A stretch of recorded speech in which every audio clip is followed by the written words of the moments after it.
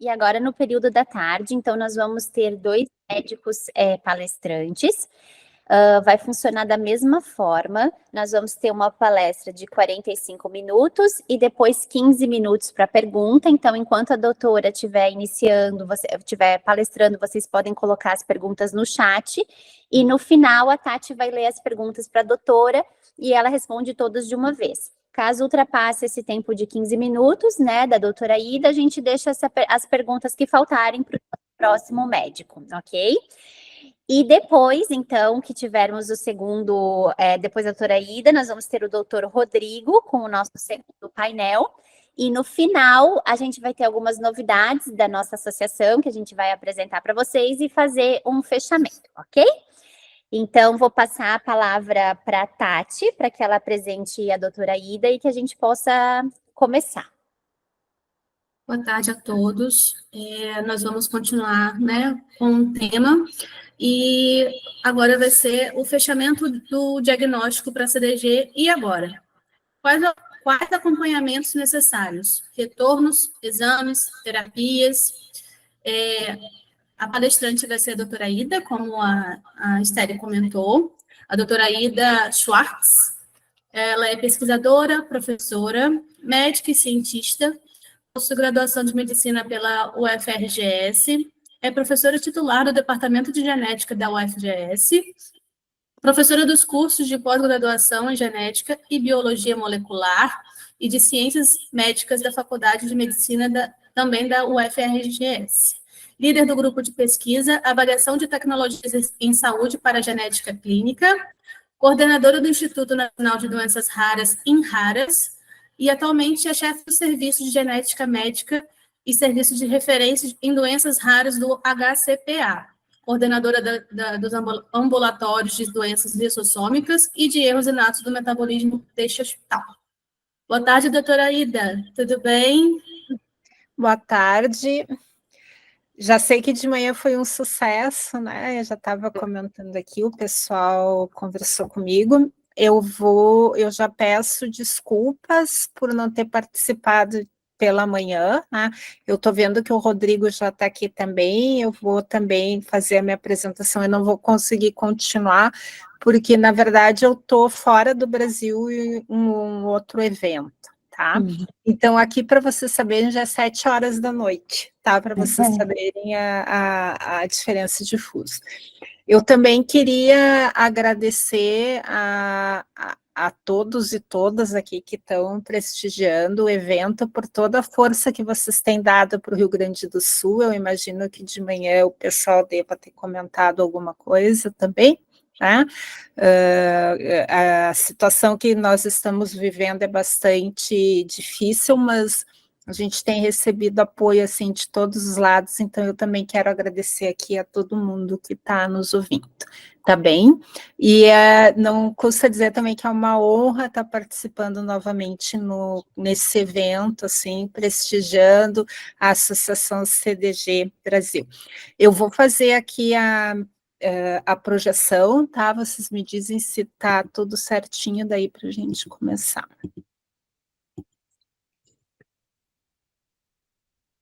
Tá aparecendo? Ainda não. Tá, ver aqui. Tá carregando, sim, doutora. Agora sim. Apareceu. Aqui. Eu vou só ver se eu consigo passar para frente ou para trás. Não está passando aqui. Deixa eu olhar aqui se eu fizer desse jeito. Passou, né?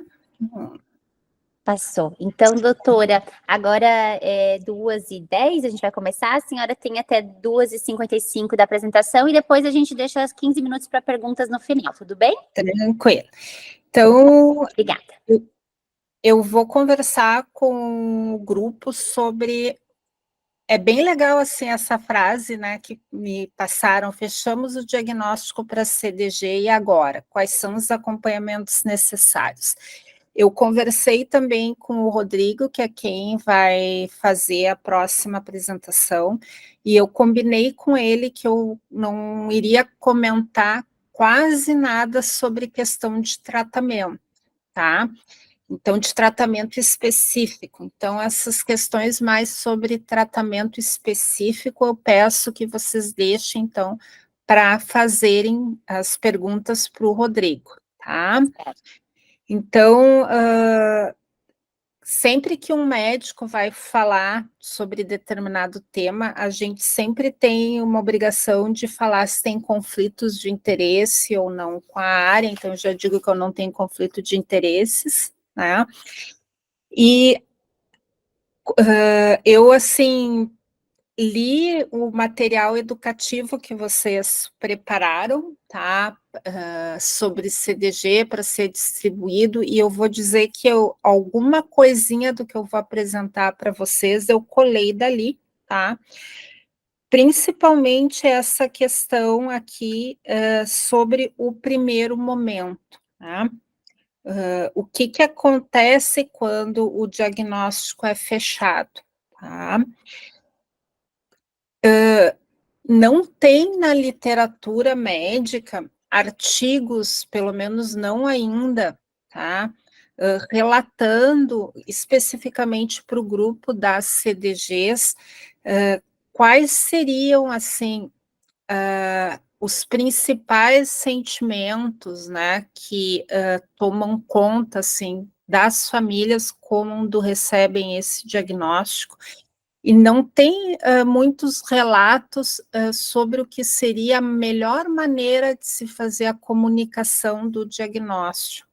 Mas a gente sabe, baseado em outras condições, né, que nem sempre a equipe de saúde ela consegue fazer essa comunicação do diagnóstico de uma maneira que seja uma maneira que traga mais positividade, tá, do que negatividade, tá certo? Então, é necessário que a gente também que a gente informe os profissionais de saúde sobre esse momento que ele acaba sendo um momento, assim, muito decisivo em relação a como a família vai enxergar toda essa situação, tá?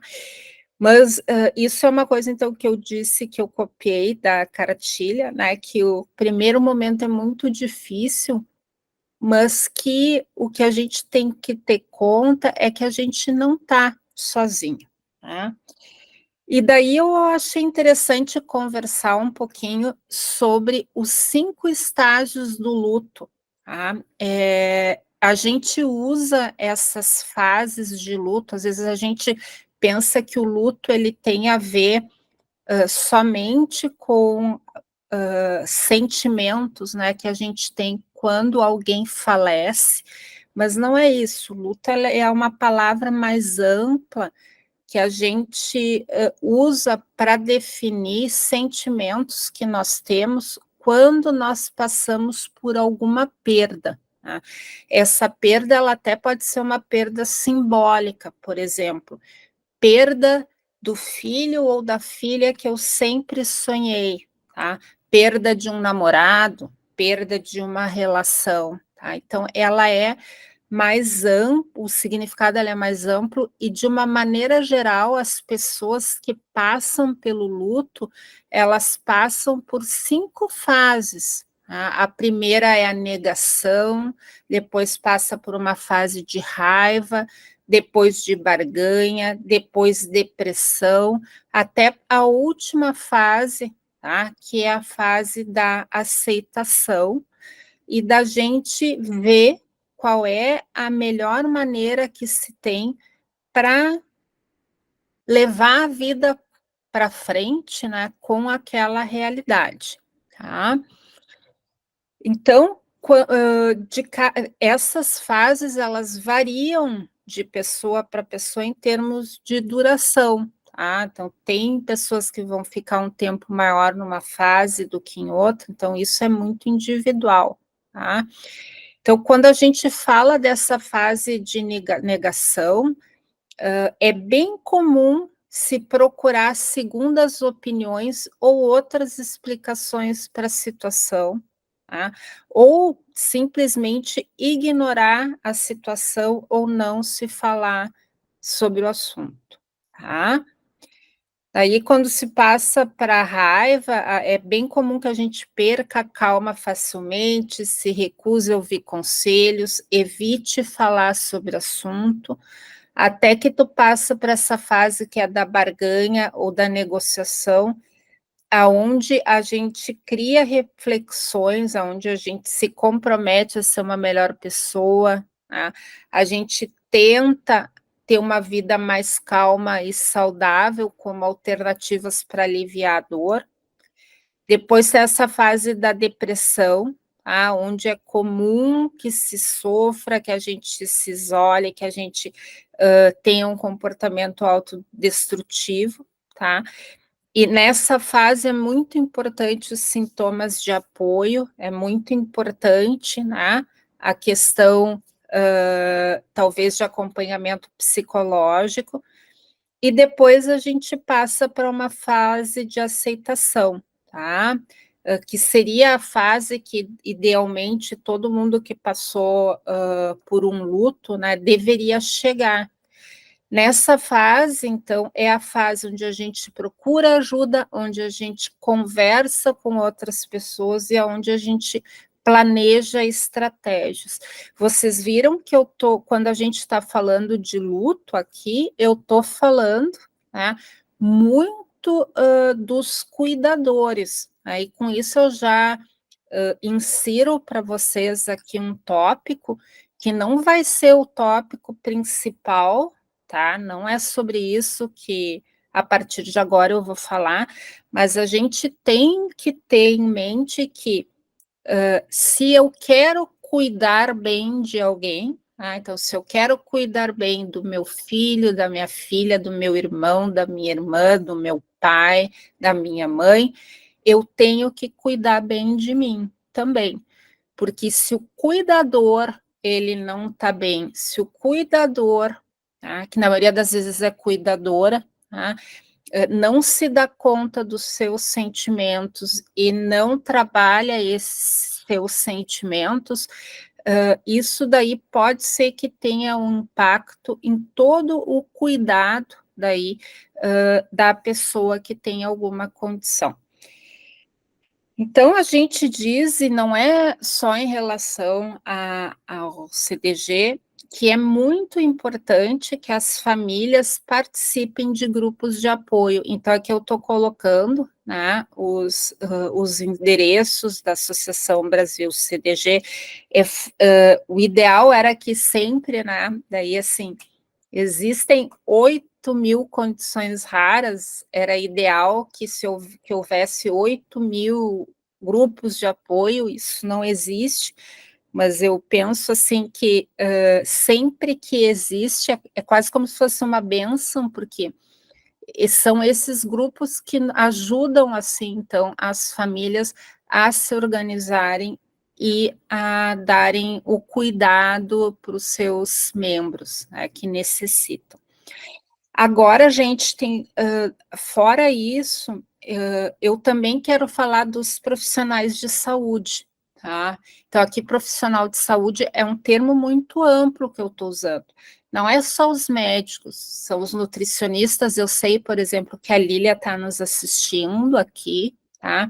São enfermeiros, psicólogos, terapeutas ocupacionais, fisioterapeutas, fonoaudiólogos, psicólogos, enfim, todo mundo que faz parte desse cuidado e que também são seres humanos, tá? Os profissionais de saúde, eu acho que é muito importante, assim, no campo de doenças raras,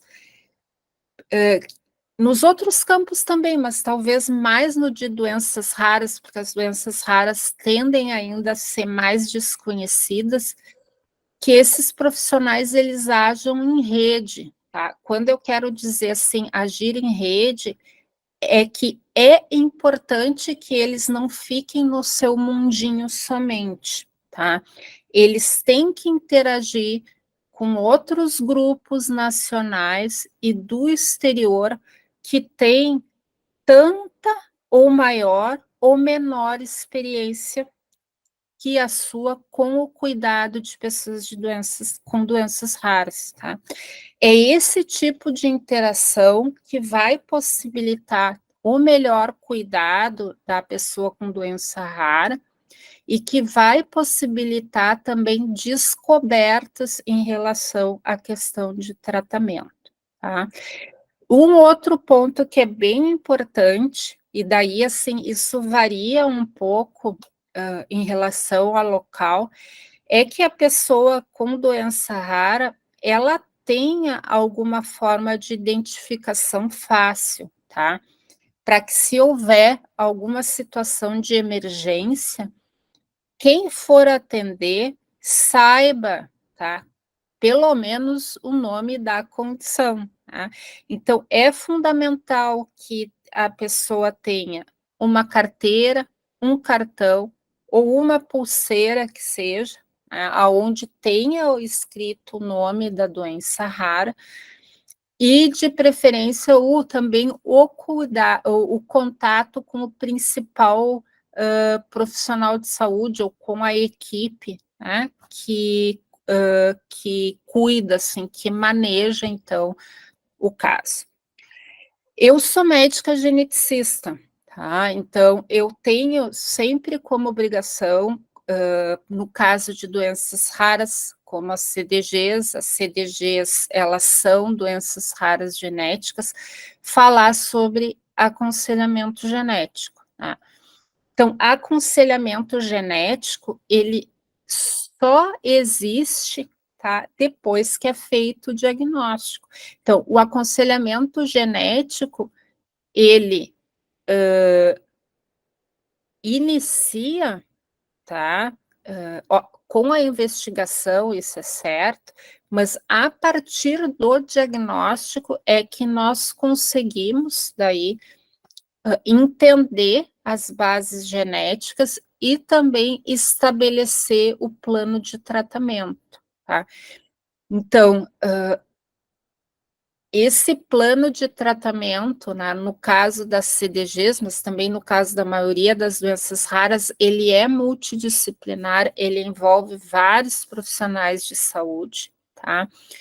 E ele, por regra, ele é individualizado.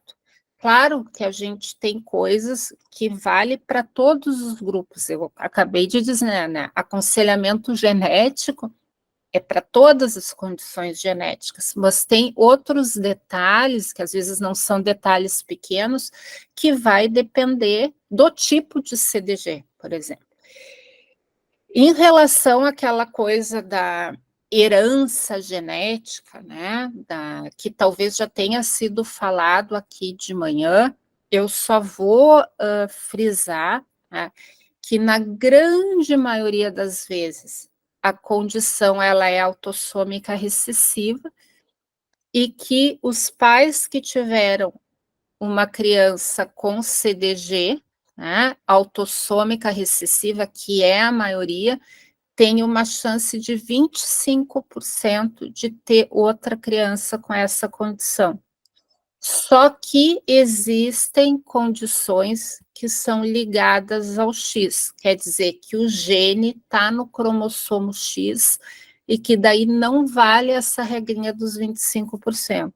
E aqui eu estou dando 3 exemplos de CDGs ligadas ao X, que é o MAG-T1, CDG, o ALG13 CDG e o SR4 CDG, tá? Então, de novo, para vocês verem que é importante eu ter o diagnóstico para que eu possa ter as minhas sessões de aconselhamento genético de forma adequada. Mas quais são os acompanhamentos necessários, né? Então, o tratamento para a maioria dos tipos de CDG, ele é principalmente de suporte. O que significa esse termo suporte? Significa que eu trato basicamente os sintomas que a pessoa tem, eu não consigo tratar a causa, tá? E que eu tento fazer o diagnóstico precoce desses sintomas que eu sei que possam estar associados. Por exemplo, se eu sei que determinada CDG tem mais chance, tá, de ter problema, de ter anemia, por exemplo, eu vou fazer exame de sangue para detectar anemia de uma forma mais frequente, tá? E esse manejo, então, ele depende do tipo de CDG, de qual parte do corpo vai estar afetado, tá? Da idade da pessoa, e também vai depender se a pessoa ela tem outros problemas de saúde ou não, tá? Porque a gente tem que lembrar de uma coisa. Eu posso ter o CDG, mas uma pessoa que tem CDG pode ter gripe. Uma pessoa que tem CDG pode até ter outra doença genética associada também. Então, isso é caso a caso, tá? E daí, o que a gente tem que fazer? Eu primeiro vou fazer um apanhado para vocês do que se tem que fazer em todas as CDGs, tá? E depois eu vou usar como exemplo 3 tipos de CDGs, tá? Que são os 3 tipos que a gente tem guias de acompanhamento bem publicados na literatura, tá? Porque isso não tem ainda para todas. Tá? Então, vamos nos centrar aqui para todas as CDGs, tá? Então, vamos lá.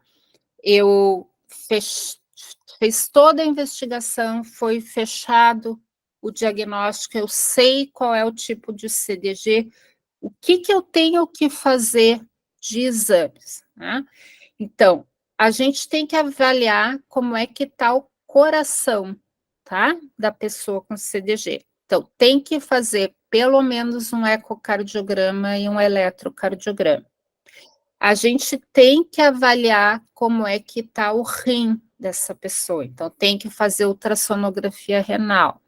A gente tem que ver como é que está o fígado. Tem que fazer uma ecografia abdominal. Tem que ver como é que está o desenvolvimento neurológico. Então, precisa de uma avaliação com o neuro. Tem que ver como está o olho, se o olhinho está bem. Tem que fazer uma avaliação oftalmológica. E tem que fazer exames de sangue para a gente ver como é que está o fígado, como é que está o rim, como é que estão os hormônios e como é que está a coagulação. Depois disso, ou seja, de quanto em quanto tempo a gente vai repetir, isso não está bem estabelecido na literatura, tá? Ou seja, isso vai depender da clínica e depende também do tipo de CDG. Tá? A gente vai ver um pouquinho isso mais para frente. Isso isso que eu falei até agora são coisas de exames, tá? Agora eu disse que eu não ia falar muito sobre coisas de tratamento e não vou, porque é o Rodrigo que vai falar, ainda mais as novidades. Mas eu tenho que falar algumas coisas porque elas têm que ver com a parte de acompanhamento. Por exemplo, a gente sabe que pessoas que têm CDG, que é bem comum que elas tenham atraso no crescimento, tá? Então, se eu sei que elas têm atraso no crescimento, ou seja, que o peso tem uma tendência, né, e a altura a serem menores do que as outras crianças para a mesma faixa etária, aí a gente já começa a pensar que, para alguns casos, eu vou precisar que a nutricionista atue, tá? Ou também que o médico, né, que é o médico que trata das coisas do intestino e do estômago, que é o gastroenterologista, que eles também atuem. Então, olha o que eu coloquei assim, ó, é fundamental que essas crianças, elas usem fórmulas, essas fórmulas eu estou comentando assim, são leites, né, especiais, que garantam uma boa ingesta calórica, tá? A gente tem que dar energia para eles. A gente tem que cuidar para que a alimentação deles seja saudável, tá? Às vezes, a gente precisa, tá, colocar sonda, né, aquela sondinha que vai do nariz até o estômago, ou mesmo fazer uma gastrostomia para dar um suporte nutricional adequado para esse indivíduo. Então, isso às vezes precisa ser feito e a nutrição tem papel fundamental. Sobre atraso no desenvolvimento. Atraso no desenvolvimento aqui é outra coisa, né? É o atraso para firmar a cabecinha, o atraso para sentar, o atraso para caminhar. Então, e isso já indica, e a gente já tinha colocado ali no início, que tem que ter uma avaliação com o neurologista no início. E como é que eu acompanho, como é que eu trato isso? Bom, eu vou precisar de terapia ocupacional, né? Eu vou ter que fazer fisioterapia, tem a questão do fonoaudiólogo, né? E isso aqui, né? Família, cuidadores, educadores e terapeutas precisam de aconselhamento e apoio contínuos. Essa parte do desenvolvimento, ela tem que estar sendo constantemente avaliada, né? E sendo montado planos de acordo com a resposta daí da criança. Também é bem comum, tá, que exista o que a gente chama, assim, de disfagia, tá? Então, a criança ou o adolescente adulto, ele tem uma falta de coordenação, né, da musculatura que faz a gente mastigar e engolir o alimento, né, para ir até o estômago, e isso daí pode dar vômito também. Então, nesses casos, né, de novo, é a Nutri com a fono e a físio pode ajudar também, tá? Podem ser feitos usos de alimentos mais espessos, fazer uso de posição vertical após refeição, uso de antiácido, porque pode dar gastrite. A gastrostomia eu já comentei, né? E lembrar que essa coisa da fono, né? Porque a gente às vezes lembra da fonoaudiologia só para a voz, mas isso não é verdade, né? A fonoaudióloga, ela trabalha toda essa questão da motricidade oral, que também vai auxiliar na alimentação, tá? E tem algumas crianças que têm CDG, que elas têm complicações bem sérias ali no primeiro e no segundo ano de vida, tá? Eles podem ter infecção, eles podem ter convulsões, podem ter albumina baixa, tá? Quando a albumina está baixa, pode ficar mais inchado, tá? Quando eu identifico, tá, que é uma criança, então, que tem mais risco de ter complicações sérias, como essas que eu comentei, é importante que eles tenham, eu tinha falado ali, né, da pulseirinha de identificação, do cartão de identificação, mas que também tenham uma carta que a gente chama uma carta de emergência, tá, que seja levada daí para o serviço de emergência se necessitar. A questão dos olhos, tá? Então, a gente sabe que estrabismo, que é ter o olhar desviado, né, ele é mais comum, então a gente já comentou que precisa ter um oftalmologista trabalhando desde o início, e que as terapias usadas para a questão da visão, elas são os óculos, né? Às vezes é necessário pôr tampão num dos olhos, ou mesmo cirurgia. Depois eu converso com vocês aqui sobre a tireoide. Isso aí é um tema bem difícil, tá? A gente sabe que os hormônios, a maioria dos hormônios que a gente produz, eles são hormônios que são glicosilados, tá? Então, quem tem um problema na glicosilação dos hormônios, ou seja, tá? Tem uma CDG, por exemplo, os hormônios vão estar não glicosilados de maneira adequada, tá? Isso quer dizer que eles não vão estar direitinho, tá?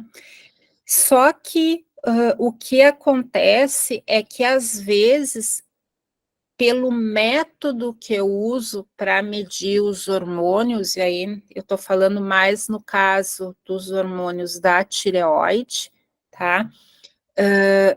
Na verdade, o hormônio, ele está bem, tá? A criança não tem anormalidade da tireoide, mas o exame dá alterado, tá?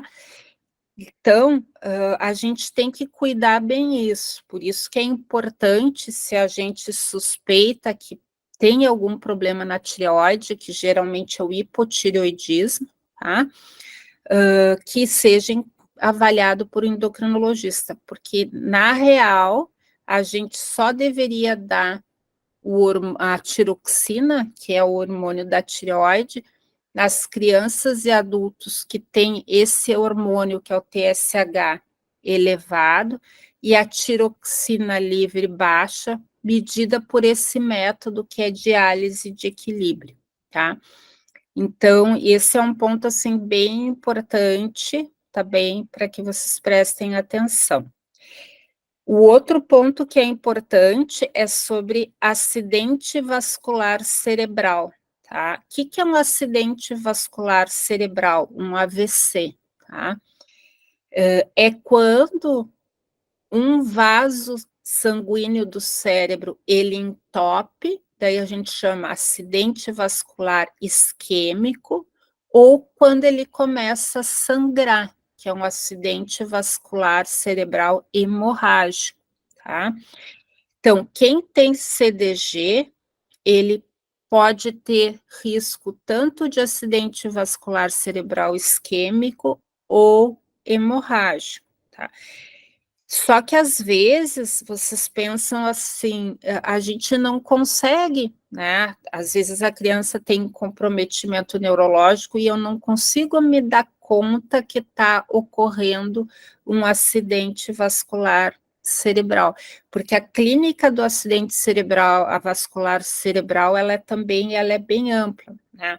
A pessoa pode, às vezes, ter uma convulsão, ela pode... Às vezes nem é convulsão, ela pode ter um desmaio e voltar, ou ela pode perder a consciência, né? E a gente não se dá conta que pode ser isso, tá?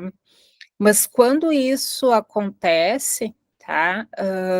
Tem daí o tratamento específico, e esse envolve fazer hidratação, né, da pessoa, tá? E também fisioterapia durante o período de recuperação.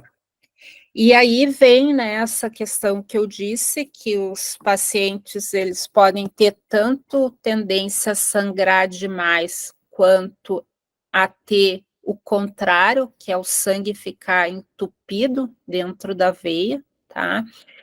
E por que acontece isso? Isso acontece porque o fígado, tá, não consegue produzir direitinho os fatores de coagulação, tá?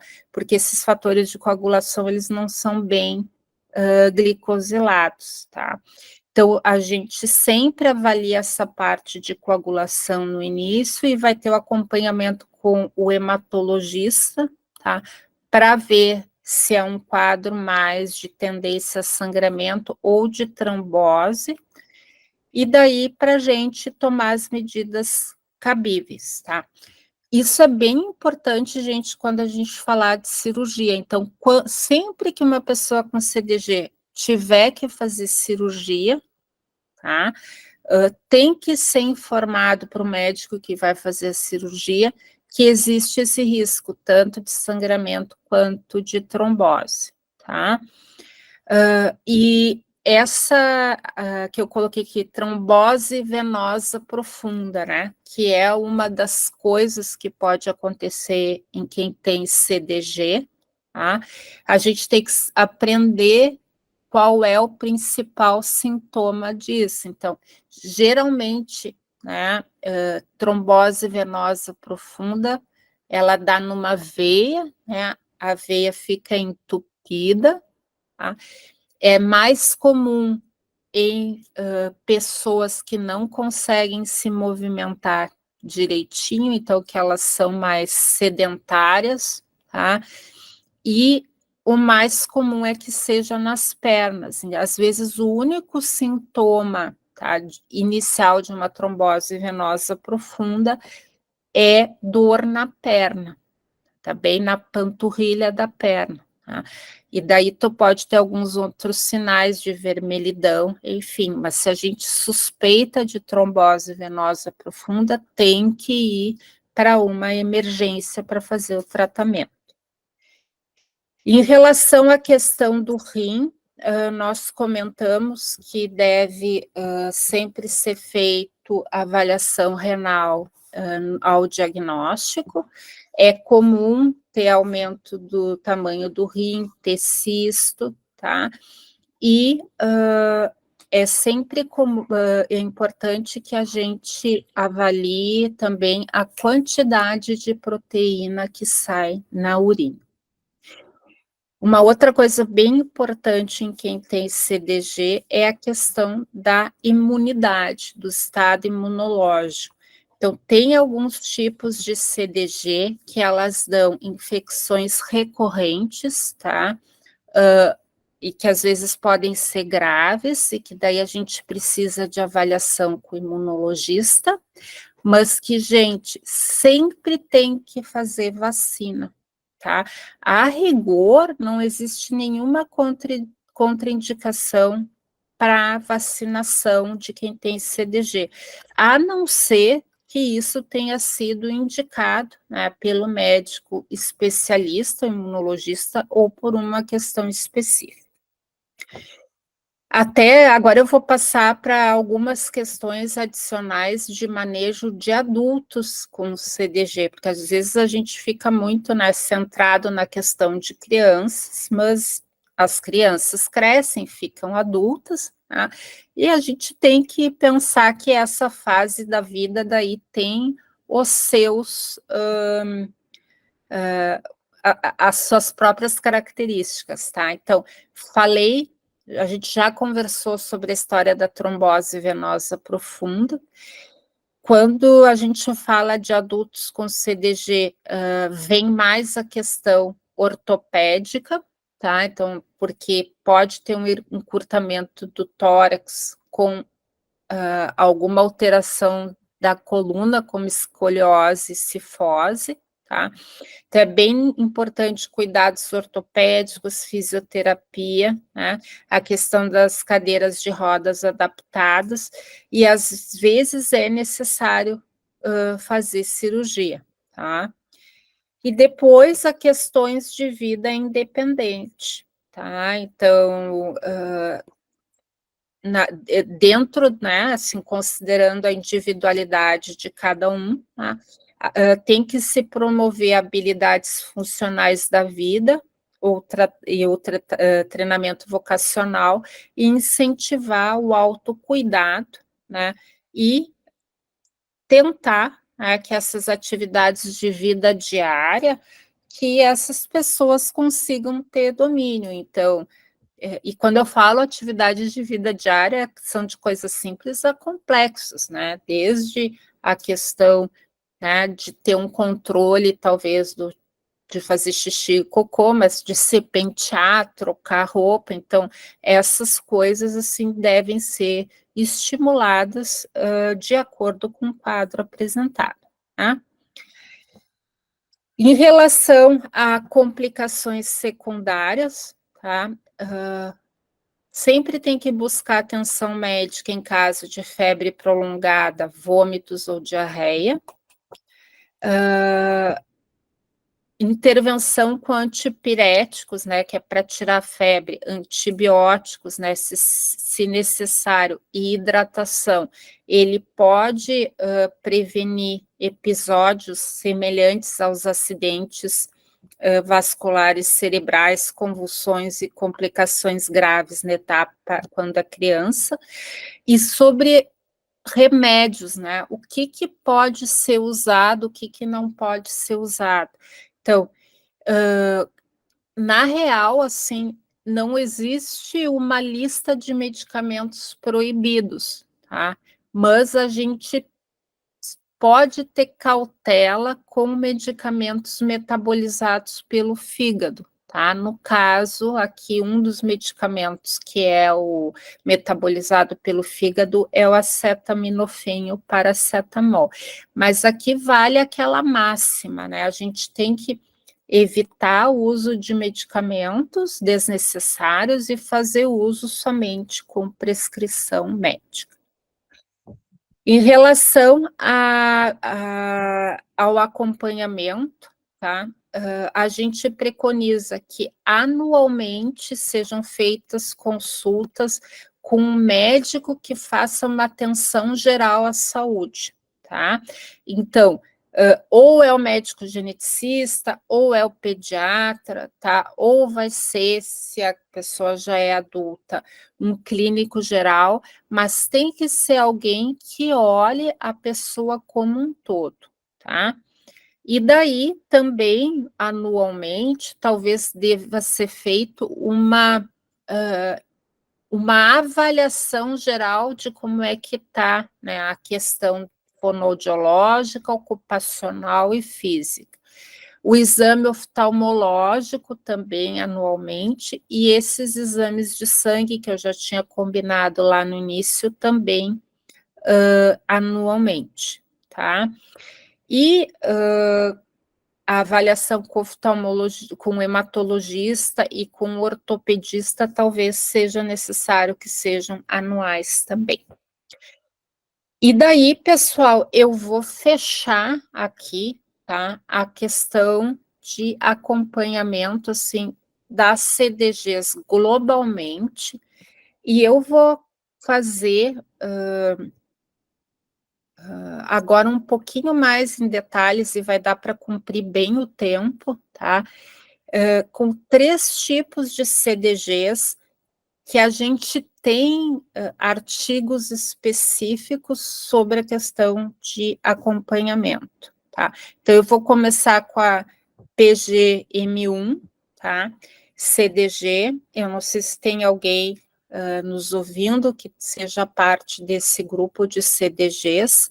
Então, esse grupo de CDGs, ele costuma iniciar de 2 formas diferentes, ou são crianças que nascem com malformações congênitas, ou são pessoas que tendem a ter mais envolvimento muscular, para vocês verem como é diferente, tá? Então, as crianças que nascem com malformação congênita, com PGM1-CDG, elas podem ter o céu da boca fendido, elas podem ter o queixo pequenininho, elas podem ter Pierre-Robin, elas podem ter alterações na coluna, ou até ter o ânus de um tamanho menor, tá? Então, vocês vejam que aqui eu vou precisar, é um pouquinho diferente de outras CDGs, porque eu vou precisar que eu ter o otorrinolaringologista, eu vou ter que ter o cirurgião bucomaxilofacial, eu vou ter que ter cirurgia plástica, a questão da terapia da fala, da odonto, né, por causa dessas alterações com as quais a criança nasce. E daí, se é o grupo que tem mais manifestação muscular, isso é importante que vocês reconheçam, tá? Por quê? Porque essas pessoas, elas podem ter fraqueza muscular, não conseguir, tá? Fazer muito exercício, e daí eles podem ter uma complicação que a gente chama de rabdomiólise, que é quando se tem uma destruição, uma necrose dos músculos, que libera para o sangue uma substância chamada CPK, que pode lesar o rim. Vocês vejam como é bem diferente de outros tipos de CDG, tá? Então, esse tipo de CDG aqui, a gente tem que cuidar com o tipo de anestésico que vai ser usado, tá? Em cirurgia também, porque eles podem ter um risco de uma complicação que a gente chama de hipertermia maligna, de ter uma febre, tá? Muito alta, e que pode, às vezes, até levar à morte por causa do uso de anestésico em cirurgia, tá? Esse tipo de CDG, ele é tratado com galactose, mas isso eu vou deixar daí o Rodrigo responder.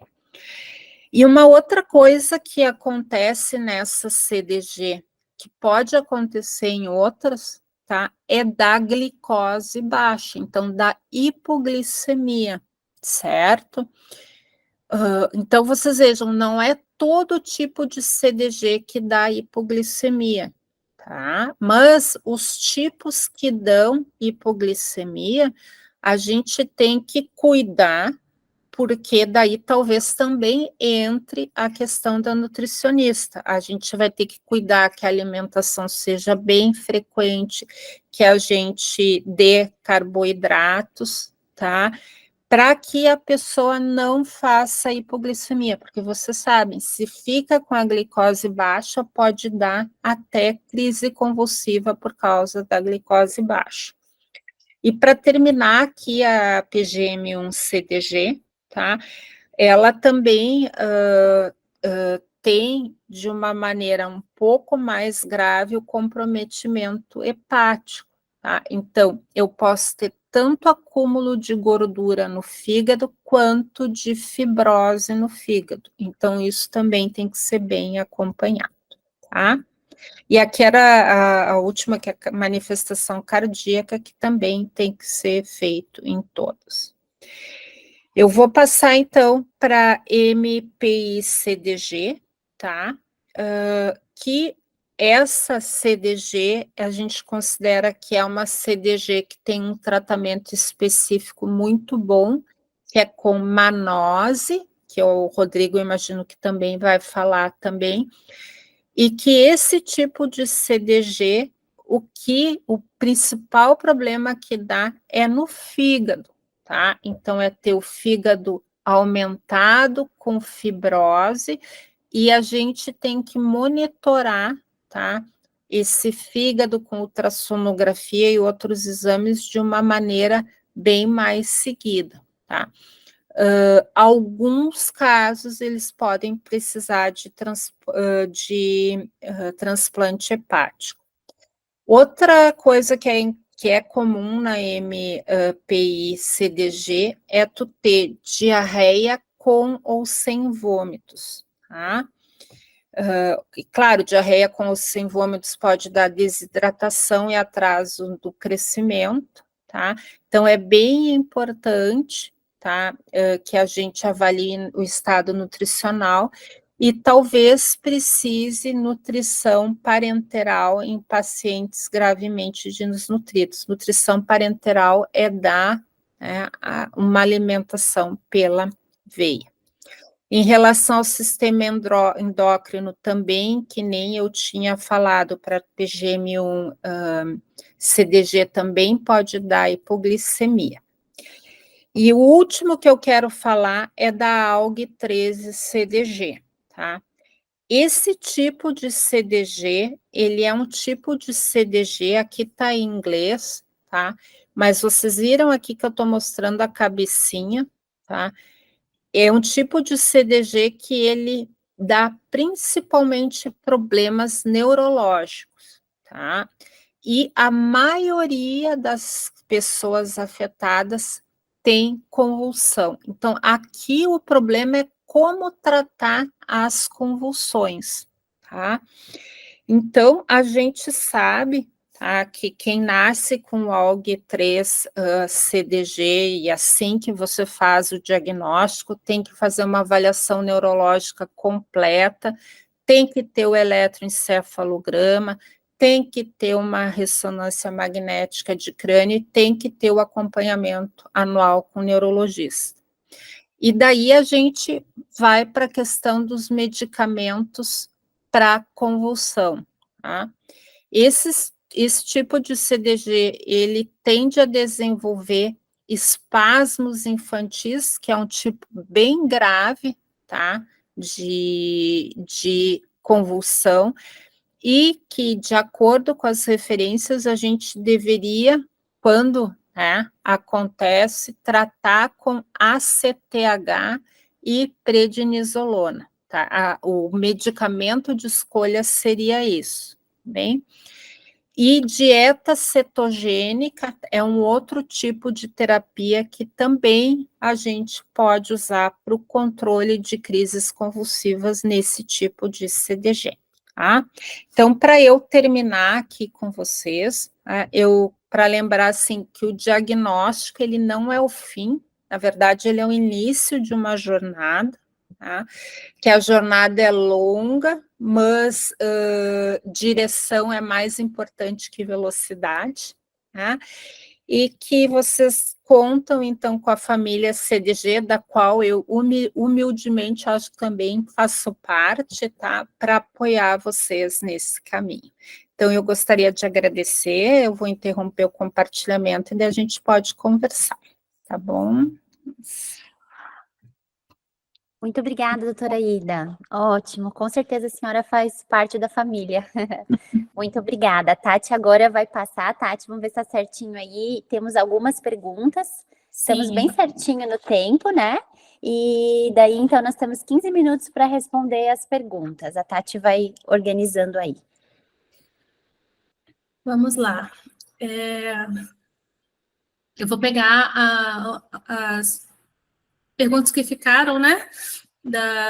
No início da manhã, teve uma pergunta que ficou para trás, mas a senhora fica à vontade e se sentir confortável a responder, tá? A pergunta foi: meu primeiro filho tem CDG SSR4-1Y. Já o meu segundo filho tem alteração no gene PAX6, que resulta na anomalia de Peters. Duas doenças raras e distintas. Meus exames e exames do pai não deram nada para que possa resultar nessas doenças. Isso é comum acontecer? Existe alguma explicação para isso? Isso não é comum acontecer, mas acontece, tá? É difícil, assim, dar uma explicação, tá? Porque o que eu entendi da história é que são dois menininhos, né, que fizeram os exames e que num deu uma alteração e o outro deu outra alteração, e que daí fizeram no pai e na mãe, e no pai e na mãe não deu nenhuma alteração. E são crianças com idades diferentes, tá? Não é na mesma gestação. A única coisa que eu, assim, só para responder bem com certeza, tá, essa pergunta. A gente tem que ter certeza, mas eu imagino que se tenha certeza que os dois irmãos fizeram uma avaliação completa, tá? Então, fizeram o mesmo exame, ou que seja exoma, ou que seja genoma, só para eu ter certeza que um não foi examinado um gene e outro gene, tá? Tem a Mas base assim, comparável. isso, mas isso assim, não é comum, mas pode acontecer, tá? E porque acontece, daí é difícil também, a gente não sabe, tá? Por que acontece. Okay. Vamos para a segunda perguntinha. Ganho de peso está ligado à insuficiência pancreática? Onde o pâncreas não produz enzimas suficientes para digerir a gordura que pode amenizar, suplementar em cápsula. Poderia ser uma alternativa para os que têm dificuldades do ganho de peso? Na verdade, é uma pergunta só em três, né? Essa pergunta também é bem legal, né? Quando a gente vai avaliar a falta de ganho de peso, uma das coisas que é descrito em algumas CDGs, mas assim, eu tenho que dizer para vocês que não é bem descrito, vocês veem que a gente sempre vai estar descobrindo coisa, tá? É que o pâncreas pode estar afetado, tá? O que o pâncreas faz? O pâncreas, ele é um órgão que está no nosso corpo, mais nas nossas costas, tá? Mas que ele se comunica com o início do intestino. E ele produz umas enzimas, que são as enzimas pancreáticas, e essas enzimas, elas ajudam lá no intestino, tá? A que a gordura seja assim, metabolizada e outras substâncias junto, tá, com a gordura, e elas possam ser absorvidas pelo intestino, tá? Quando a criança não produz as enzimas pancreáticas, certo? Ou seja, tem insuficiência pancreática, a gente tem fezes, né, o cocô sai com uma maior quantidade de gordura e com uma maior quantidade de outras substâncias nas fezes, tá? Esse é um sinal de que ela tem insuficiência pancreática, tá? Então, é bem comum que a gente meça, por exemplo, uma substância que a gente chama elastase, tá? Fecal. E daí, se a gente comprova que tem insuficiência pancreática, daí a criança tem que tomar as enzimas pancreáticas mesmo, tá? A condição genética que está mais associada à insuficiência pancreática é a fibrose cística, tá? Que é a mucoviscidose, que está no teste do pezinho. Mas tem outras condições que também dão insuficiência pancreática e que se tu toma as enzimas pancreáticas, melhora essa questão, tá? Do peso, porque tu passa a absorver melhor daí aqueles nutrientes que tu não absorve se tu não tá produzindo as enzimas, tá? Certo, doutora. Meninas adultas que não menstruam, precisam repor hormônios para menstruar? Eu tô conseguindo ver umas perguntas no chat, eu vi que isso foi da Ana Paula, né? Eu acho essa pergunta. Então, assim, ó, a questão, só para a gente entender bem, assim, ó, das meninas adultas, tá? E aí eu posso colocar depois até os meninos nessa história, tá? A questão não é exatamente o menstruar ou não menstruar, tá? Não é isso. A gente tem que pensar assim, se o ovário, tá? Ou o testículo do homem, né? Se está funcionando direitinho, tá? Ou se não está funcionando direitinho. Por quê? No ovário, a gente tem células ali que elas vão produzir hormônios, tá? Hormônios femininos que fazem com que a mulher menstrue, certo? E se esses hormônios eles não são produzidos em quantidade adequada, óbvio, ela não vai menstruar, mas não é só isso, tá? Acontece aqui no cérebro da gente uma resposta de alguns hormônios que a gente produz no cérebro, né? Eles aumentam para tentar fazer com que o ovário funcione, tá? E daí, como isso não está funcionando direito, isso pode levar à osteoporose, certo? É a mesma coisa no menino, tá bem? Então, o menino e a menina que não desenvolvem os caracteres sexuais secundários, tá? Ou porque o ovário e o testículo não estão funcionando bem, ou porque o cérebro não está produzindo direitinho hormônios que tem que fazer estimular o ovário, o testículo, eles têm mais chance de ter osteoporose. Tá? E a gente tem que evitar a osteoporose, né, em adultos também para evitar fraturas, tá certo? Então, Ana Paula, eu te diria assim, ó, não é a questão do desenvolvimento sexual secundário, do tomar ou não tomar hormônios, ela é muito relacionada com esse risco de osteoporose. Eu vou dar um outro exemplo para vocês entenderem. Quando a mulher para de menstruar, entra na menopausa, a gente fica com risco de ter osteoporose e ter fraturas. É a mesma coisa nesse caso, tá? Então, essa decisão assim, de fazer menstruar ou não menstruar, no caso das meninas, a gente tem que avaliar caso a caso, mas ela está muito ligada com a questão da osteoporose, tá? E no menino também, tá? Então tem que cuidar isso. Ótimo. Dá tempo ainda para mais uma perguntinha? Sim, nós temos ainda 6 minutos.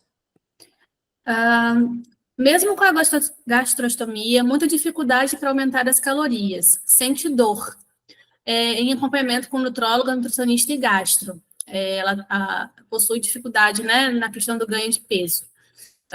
Talvez alguma outra condição relacionada? Alguma outra especialidade para fazer acompanhamento endocrinologista, talvez?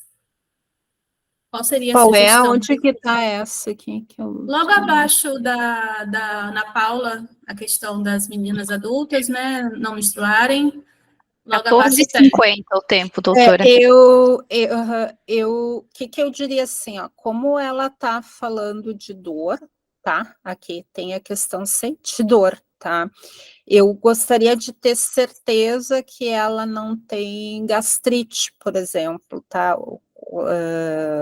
Mesmo que seja gastrostomia, tá? Ou refluxo, assim, então a gente teria que ter certeza que ela não tem que usar alguma medicação para não dar gastrite, tá bem? Tá ótimo. Isso mais pela dor, tá? Mas ali eu não sei, por exemplo, se a gastrostomia ela está usando porque não tem condições de comer pela boca, ou porque vocês têm que entender que isso acontece, algumas crianças recusam a comer pela boca, tá? Então, quando a gente tem crianças que elas são muito seletivas com alimento, tá?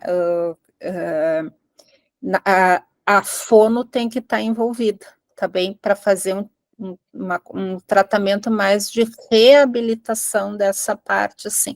Mas daí a gente teria que ver, na verdade, o motivo pelo qual está com gastrostomia ou não, tá? Mas, a princípio, são essas as especialidades mesmo, daí, as coisas. Perfeito. Acho que dá mais para uma perguntinha. Dá, pode ir, Tati. É algo mais específico que é em relação ao estrabismo. A senhora já ouviu falar sobre o procedimento do Botox para relação para correção e quais os ganhos, e se também, se for o caso, na cirurgia de correção? Não ouvi, vou ser bem sincera, tá? Não ouvi sobre Botox para estrabismo, tá? Já ouvi Botox para tratar a pálpebra caída, que é a ptose, mas não para estrabismo, tá? Certo. Tem mais uma ali que é sobre frouxidão ligamentar, se também é uma característica de CDG. É uma característica também pode ter. Certo. Tá? Podemos ir para a próxima também, porque a gente está com tempo, né? Então, a senhora está vendo no chat ali, doutora? Depois a da miastenia? Isto. Então, minha filha tem mutação com CDG e miastenia associada. Apesar dela ser a única paciente ainda ativa e apresentar sintomas considerados leves em comparação com outros casos, a questão que enfrentamos desde 2014 é a obesidade. Minha filha tem 18 anos. Qual seria a relação do CDG com a obesidade, se houver? Também não li nada de que tenha, né, com obesidade. Assim, a gente teria que ver nesse caso como é que está a questão das atividades físicas dela, tá?